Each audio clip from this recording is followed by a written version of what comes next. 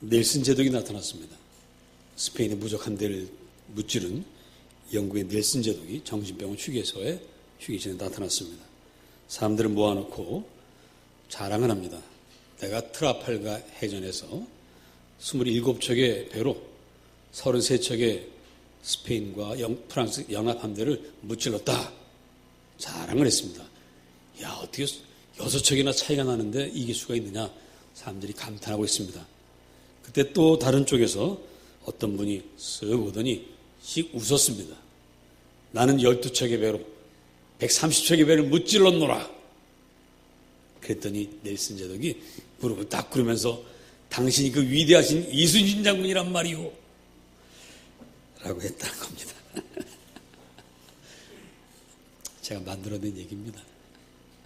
실제로 정신병원에 이렇게 자기를 다른 어떤 유명한 인물로 착각하는 분들이 실제로 있다고 그래요. 거짓을 진실로 믿어야만, 허황된 꿈을 꾸어야만 살 수 있는 그런 안타까운 사람들이 정신병원에 있습니다. 그런데 제가 볼 때 더 안타까운 사람들은 우리 성도들이에요. 우리는 이미 위대한 사람이 되었습니다. 우리는 이미 온 천지만물을 창조하신 하나님의 아들과 딸이 되었습니다. 이 권세를 가지고 있는데 이 권세를 믿지 못하고 초라하게 살아요. 더 안타깝습니다. 오늘 읽은 마가복음의 본문은 3단계 사건을 기록하고 있습니다. 제1단계 사건은 나사렛에서 온 청년 목수 예수께서 세례를 받고 물에서 올라올 때 하늘이 갈라지고 성령이 비둘기같이 내려와서 소리가 나기를 이는 내 사랑하는 아들이라 내가 너를 기뻐하노라 소리가 난 그 사건입니다. 이것은 하나님께서 나사렛 목수 청년 예수를 하나님 아들로 공식 인정하는 사건입니다. 또 다르게 말하면 너는 이제 이 땅을 다스릴 임금이다. 일종의 대관식이에요. 성령이 내려와서 머리 관을 씌워주는 것과 똑같습니다. 예수님은 내가 진짜 하나님의 아들이고 온 세상을 다스리고 이 땅에 하나님의 나라를 세워야 되는 그런 중차대한 임무를 가지고 있구나 하는 것을 이 시간 분명하게 깨닫는 겁니다. 그런데 그 다음 단계는 뭐냐면 왕으로서 공식 업무를 시작한 것이 아니라 성령에게 이끌려 광야로 가서 40일간 사탄에게 시험받은 게 두 번째 사건이에요. 그리고 그 다음에 가서야 사탄의 시험을 통과한 임금이 갈릴리로 돌아가서 때가 찼고 하나님의 나라가 가까이 왔으니 회개하고 복음을 믿으라. 이렇게 선포하심으로 공식적인 업무를 시작했습니다. 자, 대관식을 했으니까 왕으로서 공식 일정을 시작하는 것은 당연합니다. 그런데 왜 그 중간에 사탄에게 시험받는 일이 있었느냐? 이게 문제예요. 왜 시험을 받아야만 했는가? 자, 그 이유는 1단계를 다시 살펴보시면 여기 문제가 있어요. 어떤 문제가 있냐면 자, 하늘이 갈라지고 성이 비둘기같이 내려오고 소리가 났습니다. 자, 이것을 보고 들은 분은 몇 사람입니까? 성경을 가만히 보면 예수님밖에 없어요. 다른 사람은 아무도 보지 못했습니다. 지금 이 순간 제가 성령의 감동을 받아서 설교를 합니다. 근데 여러분 제가 성령의 감동을 받고 있는 걸 보세요, 못 보세요? 봐요? 아이고. 예. 이 집사님이 정말 시간에 많이 성숙해지셨어요. 그 성경 읽을 때도 보니까 정말 그 믿음으로 읽으시는 게 이게 좀 느껴집니다. 자, 잠깐 우리 인 집사님 같은 분은 보시지만 이 지나가는 사람이 와서 앉았다고 보세요. 보겠어요? 여러분도 인 집사님처럼 보셨죠? 안 봤다고 그럴 수는 없지, 권사들이. 자, 아무도 못 봤다는 게 문제예요. 만일에 그 세례받을 때 예수 혼자 나와 세례받은 게 아니거든요.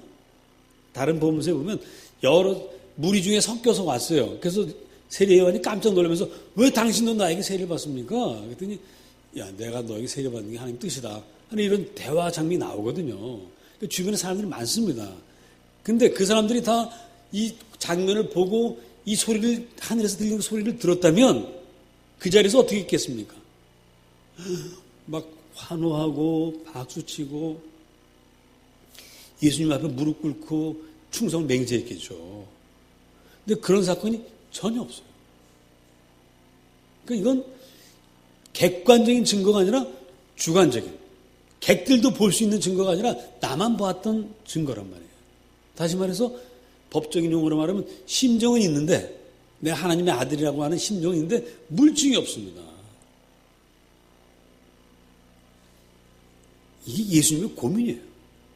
내가 정말 하나님의 자녀, 아들이 맞아? 내가 정말 임금이 맞는 거야? 그렇다라고는 하셨는데 이게 실감이 안 나는 겁니다.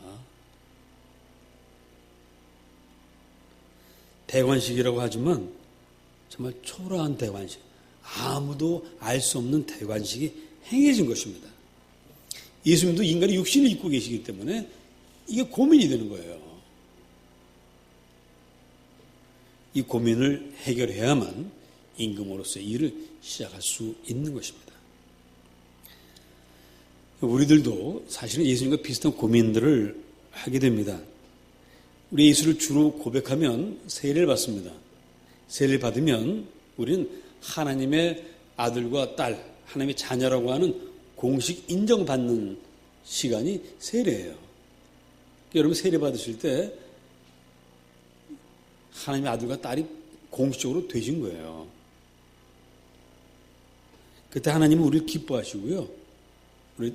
나는 이제 너를 사랑한다 라고 말씀하시는 것입니다. 그래서 베드로전서 2장 9절은 이렇게 말합니다. 너희는, 따라하시면, 너희는 택하신 족속이요 왕 같은 제사장들이라. 우리는 택함 받은 족속이고요 왕 같은 제사장, 대단한 신분을 가지게 됩니다.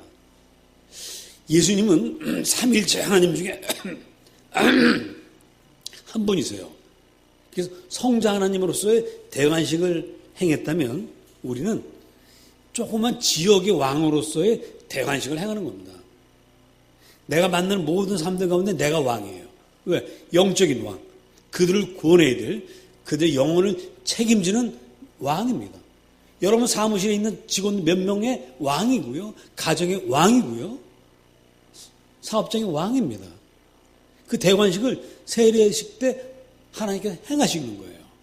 그런데 문제는 그 대관식에 관을 쓰는 것을 아는 사람은 누구? 나 하나밖에 없다는 거예요. 우리 믿는 사람들은 알지만 세상 사람들은 모릅니다. 내가 너를 위해서 기도하면 너 축복받아 라고 해도 그 사람들 몰라요. 아이고, 아무도 알아주지 않습니다.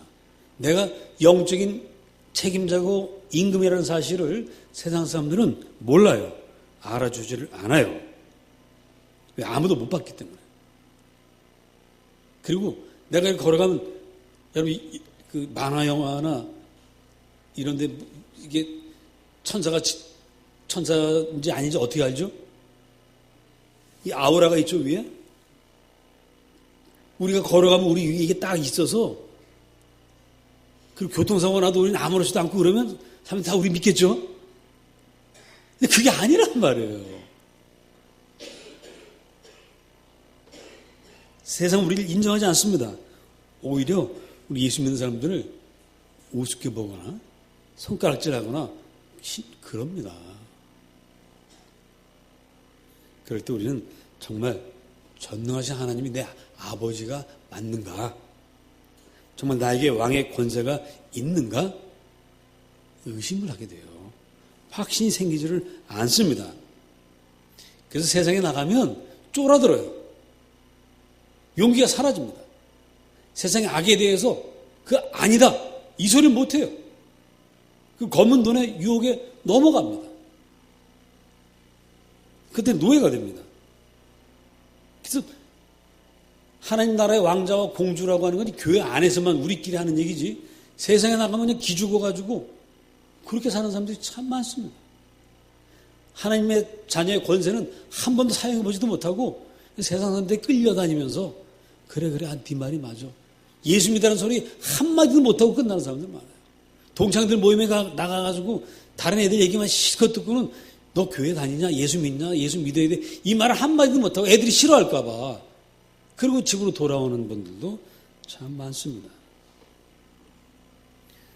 오늘날 우리 교회가 연약해지는 것은 주님이 연약해서가 아니라 우리 믿음이 연약해서 그런 것입니다. 이제 이 문제를 우리가 어떻게 해결해야 할까? 이 고민은 하나님도 하십니다. 하나님이 고민을 하세요. 예수님에게 내가 너를 기뻐하노라, 넌 나의 사랑하는 아들이라는 말을 예수님에게만 한 이야기를 이 예수가 확실하게 믿지 못하는 것을 보시면서 어떻게 하면 이 예수가 이걸 확실하게 믿을 수 있게 할까? 또 우리가 세례를 받고 하나님의 자녀는 됐지만 세상에 나가면은 연약해지고 쫄아들고 작아지는 우리를 어떻게 하면 담대한 믿음의 사람을 만들 수 있을까? 주님도 이걸 고민하십니다. 우리가 확신이 필요한 것을 하나님이 하세요. 그래서 1단계와 3단계 이 사이에 광야 시험이 있는 겁니다. 오늘 성경 다시 보시면 12절 다 같이 읽어보십니다. 시작. 자, 광야로 끌고 가서 시험 받게 하신 분이 누구십니까? 성령님이세요. 하나님이 끌고 가십니다. 그리고는 광야에서 40일 계시면서 사탄에게 시험을 받게 하십니다. 여기 잠깐 우리 참고로 사탄은 도대체 어떤 존재냐? 사탄과 귀신에 대해서 우리 성도들이 잘 모르는 것들이 있어서 이걸 잠깐 짚어보고 가겠습니다. 성령님이 우리의 시험관이세요. 근데 사탄이 그것도 조교야. 도대체 사탄이 누군데? 욥기 2장 1절로 6절 한번 찾아보겠습니다. 구약성경 욥기 시편 앞에 있습니다.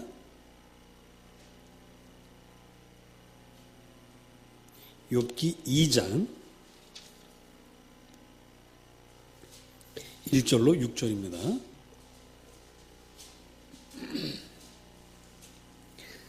또 하루는 하나님의 아들들이 와서 여호와 앞에 서고 사탄도 그들 가운데에 와서 여호와 앞에 서니 여호와께서 사탄에게 이르시되 내가 어디서 왔느냐? 사탄이 여호와께 대답하여 이르되 땅을 두루돌아 여기저기 다녀왔나이다. 자, 사탄도 하나님의 어전회의에 참석하는 참모입니다. 그래서 하나님께 물어봐요. 너 어디 다녀왔냐? 여기저기 두루 다녀왔습니다. 그래? 3절 여호와께 사탄에게 이르시되 내가 내 종 욥을 주의하여 보았느냐? 그랬더니 4절 사탄이 여호와께 대답하여 이르되 5절 이제 주의 손을 펴서 뼈와 살을 치소서 그리하시면 틀림없이 주를 향하여 욕하지 않겠나이까? 6절 다 같이 시작.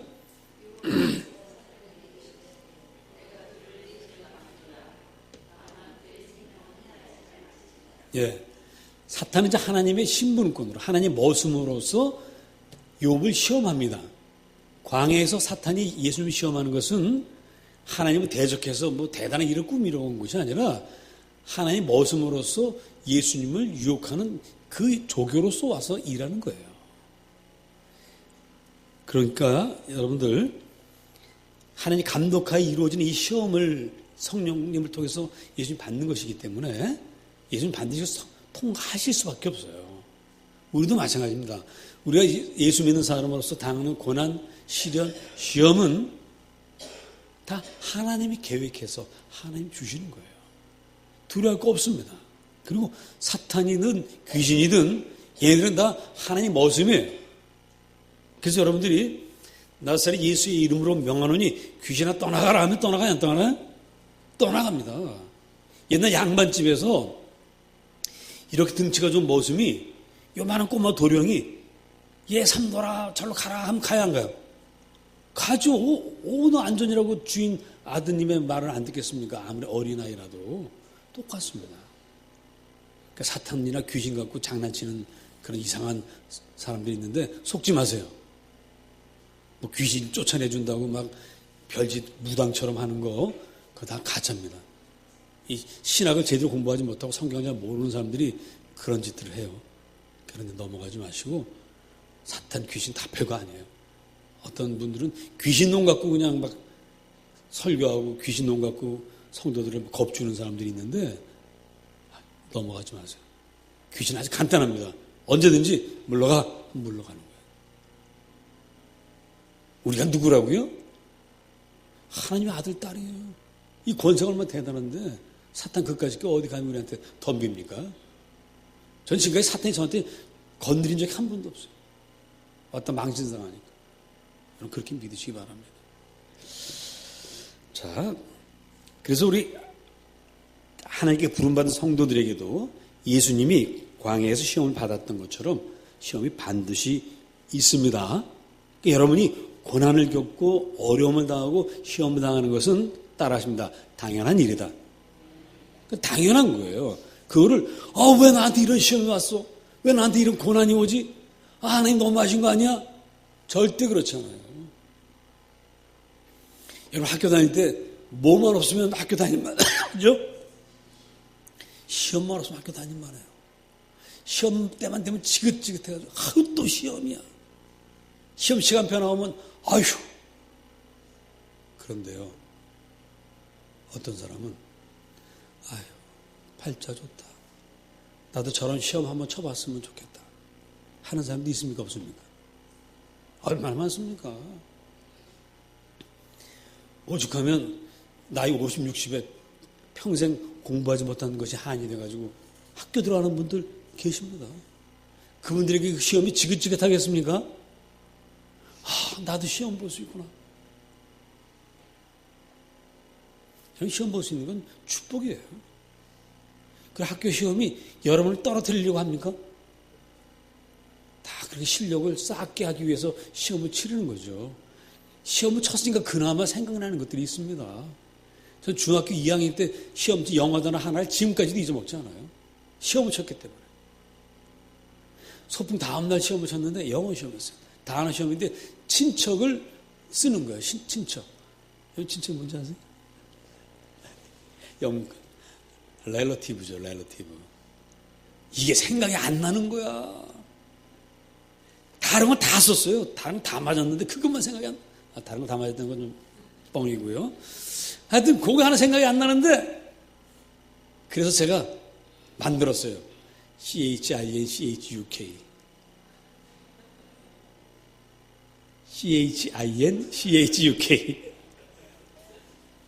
그렇게 빈 거는 난 쓰기 싫어가지고 그렇게 써서 냈어요. 그랬더니 그 다음 그때 영어 선생님이 담임 선생님이었는데 저를 부르더라고요. 부르더니 야 이놈아 톡톡 치면서 이게 뭐냐? 이거 아직도 몰라? 알아요. 그래서 그 단어 지금까지 절대 안 잊어먹어요.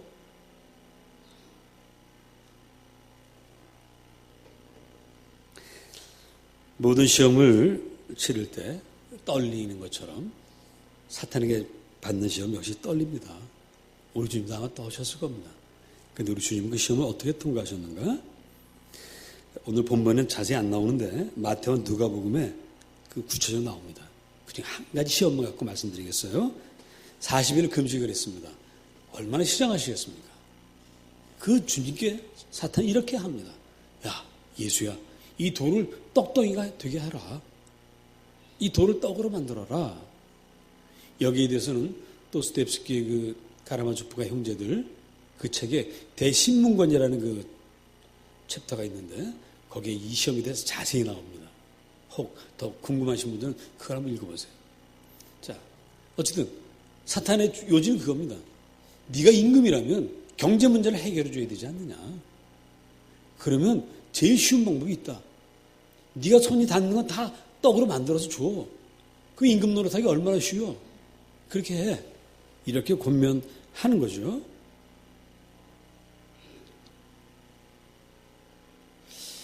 아니, 주님이 그렇게 하셨더라면 정말 내가 이 돌을 떡이 되게 하면 될까? 그렇게 해서 돌을 딱 만지면서 떡이 되라 했는데 돌이 바위 덩어리가 떡이 됐어요. 백설기가 됐어요. 그래서 그 막 먹었다고 칩시다.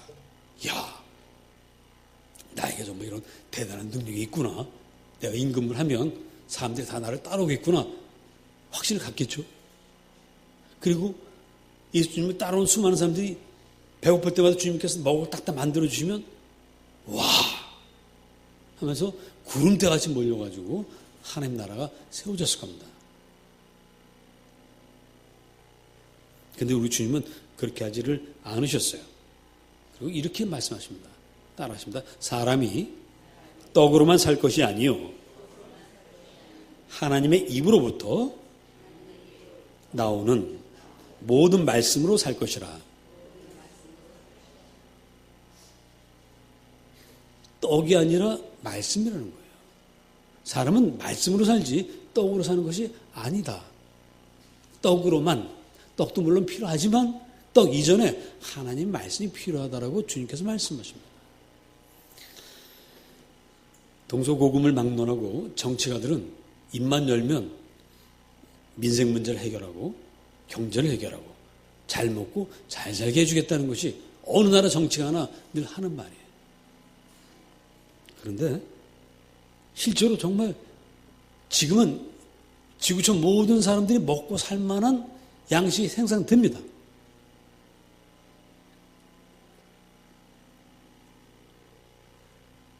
그런데 세상이 살만합니까?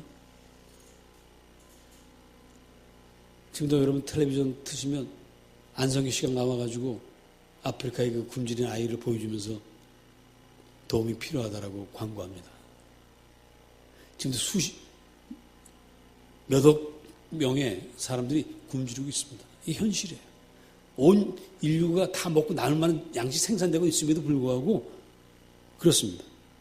또 요즘 내전, 테러 이렇게 일어나는 나라들 보면 석유가 있는 나라에 없는 나라예요. 대부분 석유가 있는 나라입니다. 석유 없는 나라에 내전이 있는 경우는 극히 드물어요. 이라크, 시리아 다 석유가 펑펑 쏟아지는 나라인데 그런 나라들이 그 엄청난 돈을 가지고 왜 내전이 일어나고 왜 테러가 일어납니까?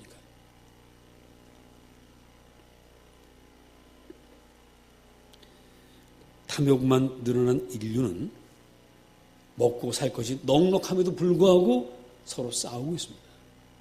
사람이 떡으로만 사는 것이 아니다라는 것을 말씀하고 있는 것입니다. 갓난아기가 태어났습니다. 이 갓난아기를 살리려면 뭐만 있으면 돼요? 우유만 있으면 돼요. 모유가 아니라 우유만 있어도 아이는 삽니다. 그래서 아이에게 젖병을 기계적으로 입에 물려놓으면 애는 살아나요. 그러나 그게 사는 거예요. 아이에게 필요한 건 모유 이전에 엄마의 따뜻한 품, 엄마의 따스한 눈, 엄마의 아이고 내 새끼, 아이고 예뻐라 하는 사랑의 음성, 이게 아이에게 필요합니다.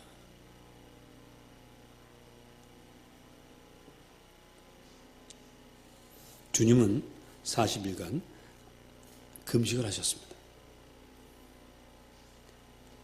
40일 광야에 계신 동안엔 침묵 속에 계셨어요. 친구가 없습니다. 주변에 아무도 없습니다. 그때 우리 주님은 하나님의 입으로 나오는 말씀을 들었어요. 구약의 성경들을 묵상하시고 하나님의 음성을 들으시면서 그 배고파 쓰러질 때마다 하나님께서 너는 내 사랑하는 아들이요 내가 너를 기뻐하노라 이 말씀을 계속 하시는 거예요.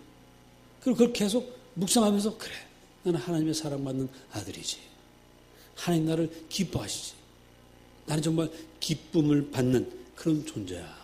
이걸 확인하시고 그것을 확인하다 보니까 먹을 것이 없어도 배가 든든하신 거죠.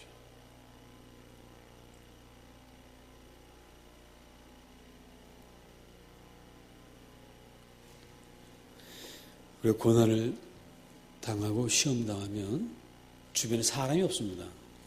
내가 어려워지면 나를 가까이 있던 사람들도 떠납니다.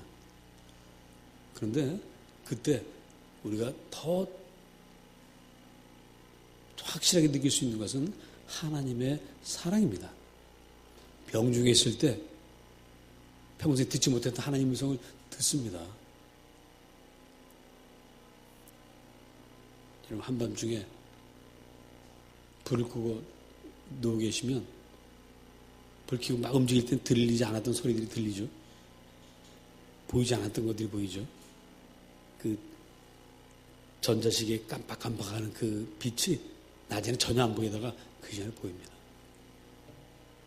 그 낮에는 전혀 들리지 않았던 무슨 소리가, 뭔 소리가 든지 들려요. 어떤 데 심장 소리도 들리게 되고 내 숨소리도 듣습니다. 세상과 고난을 통해서 세상과 잠시 격리될 때 우리는 하나님을 듣습니다. 하나님의 사랑을 듣고 하나님의 돌보심을 느낄 수 있습니다. 예수님은 그런 시간을 가지신 거예요. 40일간 금식하시면서 그 사실을 확인하시고 그래, 내가 하나님의 아들이 맞구나. 그래서 기적이 필요 없었습니다. 돌을 떡이 되게 하지 않아도 하나님의 사랑을 충만하게 확인하고 나서는 그래, 내가 또 세상에 나가서 싸워 이길 수 있어. 그렇게 나오신 것이죠. 여러분에게 고난의 시간, 시험이 끝났을 때 우리는 하나님의 사랑을 아주 분명하게 알게 됩니다. 부족하고 어렵고 힘들어도 여러분 염려하지 마시고 살아계신 하나님이 나를 사랑하시고 나를 구원하신다는 사실을 깨달을 수 있기를 주님의 이름으로 축복합니다. 시험은 또 다른 형태의 축복입니다. 하나님이 살아계심을 맛보아 알 수 있는 것이고요. 우리가 고난 중에 있을 때 하나님의 도움을 분명하게 확실하게 받게 됩니다. 그래서 시편 기자는 고난이 내게 유익하다 이렇게 즐겁게 노래했던 것입니다. 기도하겠습니다.